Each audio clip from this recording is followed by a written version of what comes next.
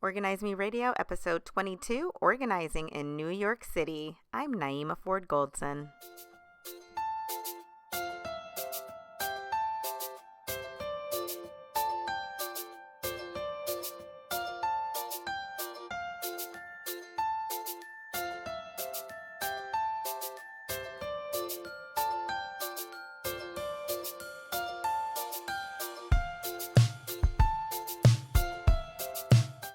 Hi, everyone. Welcome to Organize Me Radio. Today's guest is Carolyn Radellant, who is a professional organizer in New York City, and she is the membership director of the National Association of Black Professional Organizers.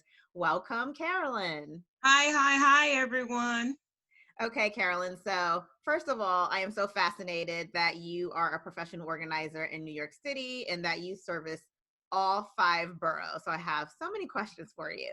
Yeah, that But is. but first, I want to know, how did you get started in the industry? Pretty much by accident. I went visiting a friend's house and she just couldn't get it under control. And in a day, I was able to pull it together and not throw away any of her takeout forks and spoons, you know. And that's when I realized, maybe I had a little gift for this, but I didn't realize it. She was the one that pointed it out to me. She says, you're really good at this. Why not become a professional organizer? I didn't even know what the term meant. So I Googled and I did my research and whatever. And I realized, there might be something to this. And I started setting up immediately. And that was September of, I think, 2013. And by December of 2013, I had my first client. I think it's so funny because I feel like when I ask organizers how did they get their start, a lot of times it's like, I didn't even know professional organizing was a thing, Right. which is the same with me. You know, you have people that say, oh, you're so good at this. Why don't you just do this for a living? And then you end up being a professional organizer.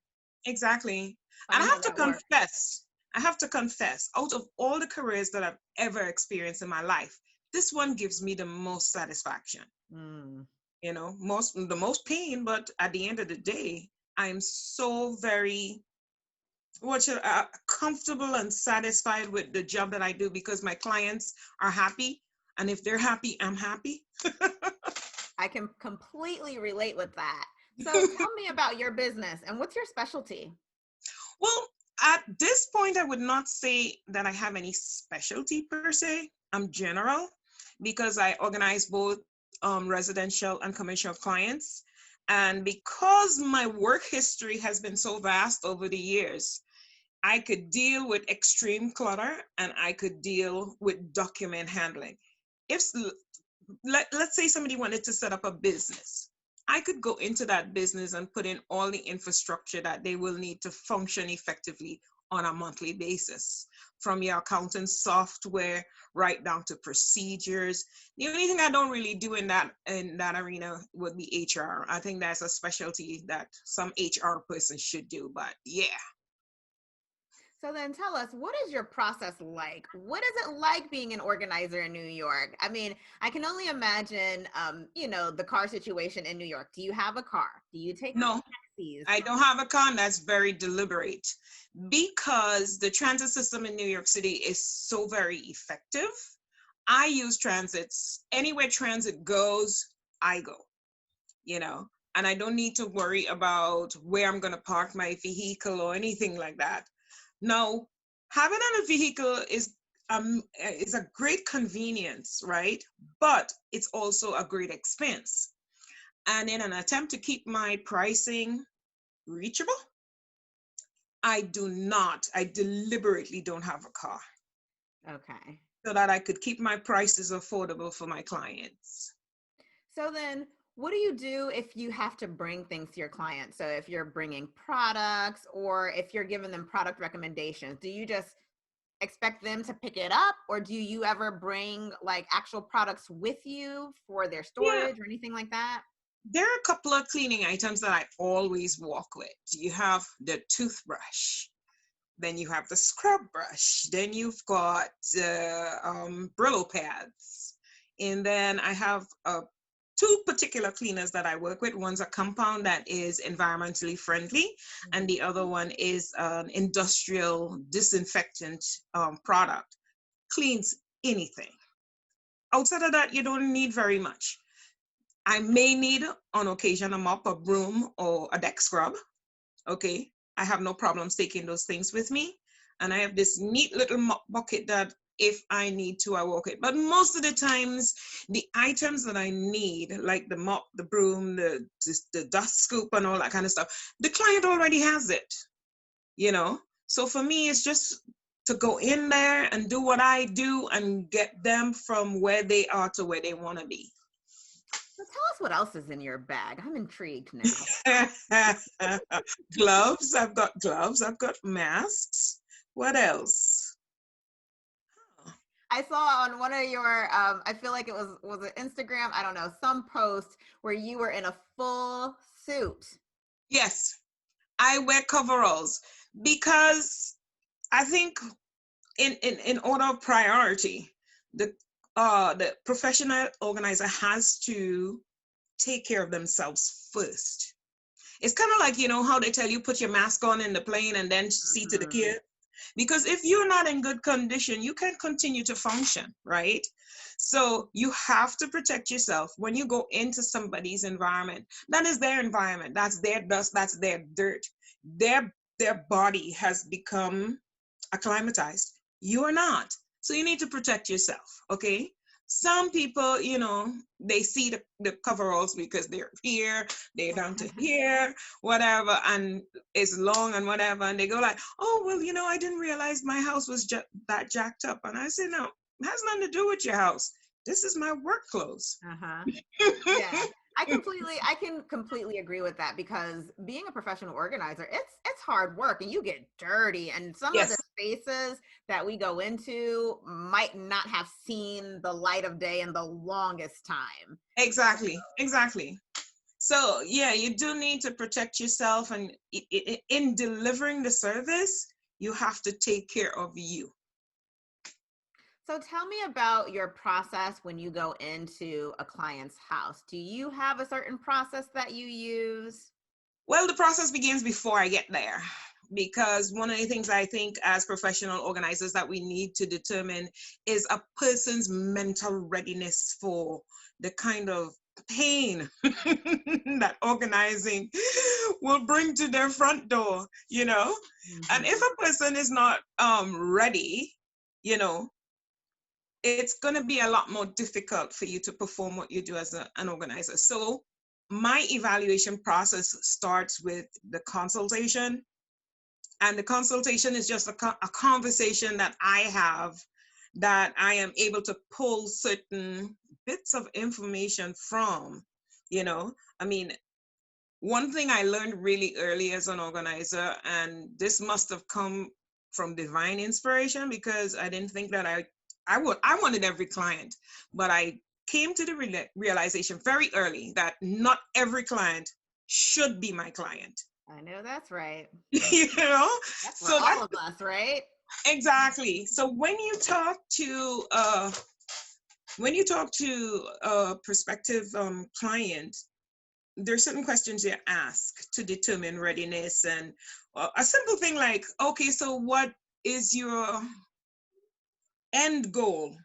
What do you envision for this space? Ultimately, what do you want to see happen? If they can't answer that question, they're not ready. And as a professional organizer, that will put you in a negative position, because whatever is going on in their lives, they're going to now transfer that to you. And it's in short order, you're going to be part of their problem. And that's not what you want to do. You want to be a part of the solution to their problem. Gotcha. So what challenges have you come across being an organizer in New York? Have you had any challenges with clients or just getting to them? Actually, no, because I know that I have to travel. So Google has done it really well that you could actually map out a potential arrival time. So that makes it very easy for me. I know when I have to leave the house, Sometimes when I service clients on Staten Island, I am out of the house by 5:30, 6 o'clock, because I like to get started at 9. That's my start time. That's when you get the best of me. So by the time the midday rolls around and I'm a little bit tired and whatever, I've done most of what I had to do. So that has not been the challenge. The challenge for me has always been a steady stream of leads. If you look at my Google My Business page, you'd realize that they're all 5-star reviews. Uh-huh. And there's a reason for that, because I give my clients 5-star work. You understand? My core value for what I do is always to meet or exceed a client's expectations. I love that. So in New York, and you mentioned Staten Island, that's where I'm originally from, right? Staten Island. Oh, yeah. Boy, I digress. So in New York, space is limited. There's so many people, such small spaces, whether it's a brownstone or just a small apartment. Yeah. How do you find that people in New York are more minimalistic than maybe others? No. And how in the world do they, how do you, I'm just interested to figure out how, because here in Georgia, our houses are pretty big. Right. Yeah.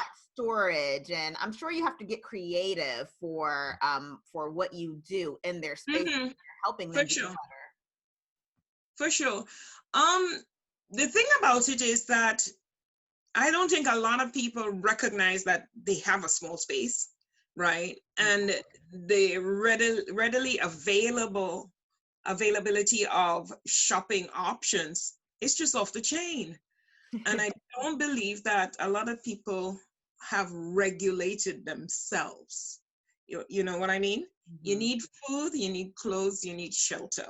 Once you have those basics, everything else is gravy.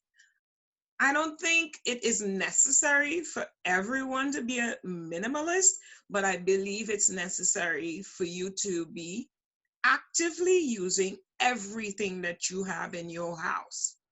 If it has seen 3 seasons and you haven't used it, sell it, throw it away.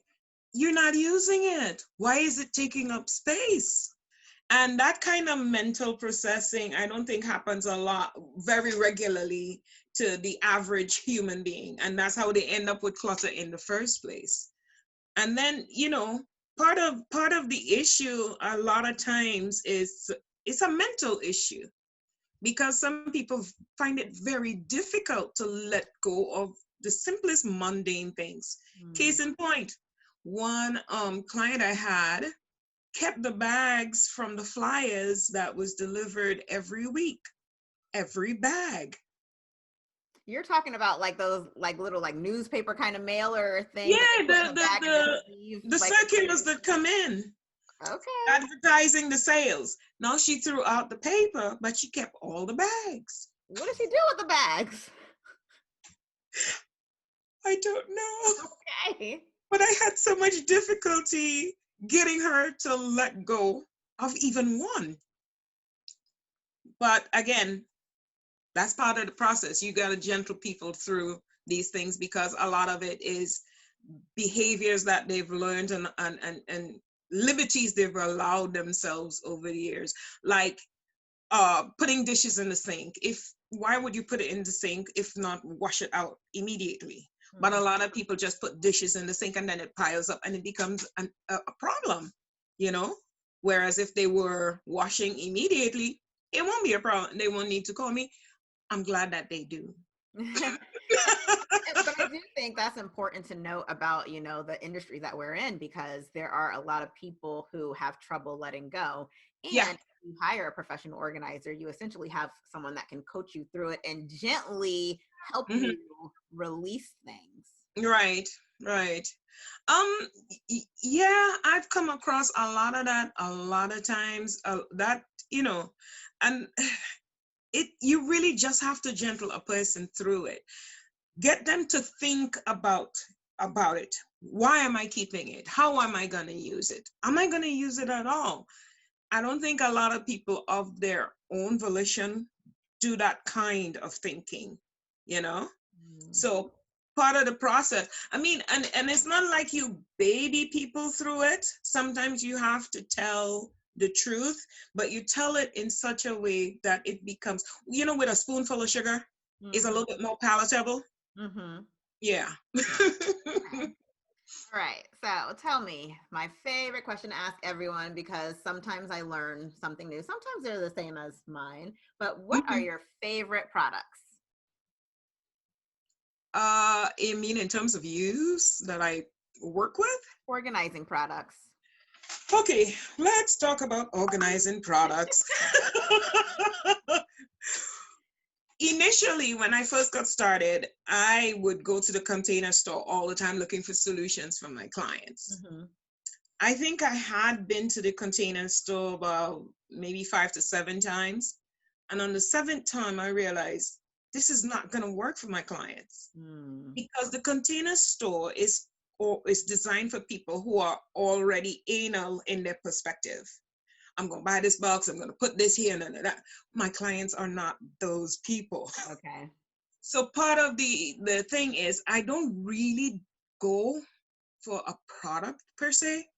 If a client needs something and I can identify that thing and then suggest it to them, then I will. But each project is individual and unique.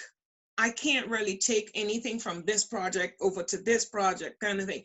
I have to go in there, surveil, and come up with a solution for individually. And that's what I do every time. And so, and I agree with that. I think that's important because a lot of times people just really need to declutter first. Exactly. That's the biggest problem. Listen, I had one client that had 4 Dyson's vacuum cleaners. Oh. And you couldn't find the flow. Oh my goodness.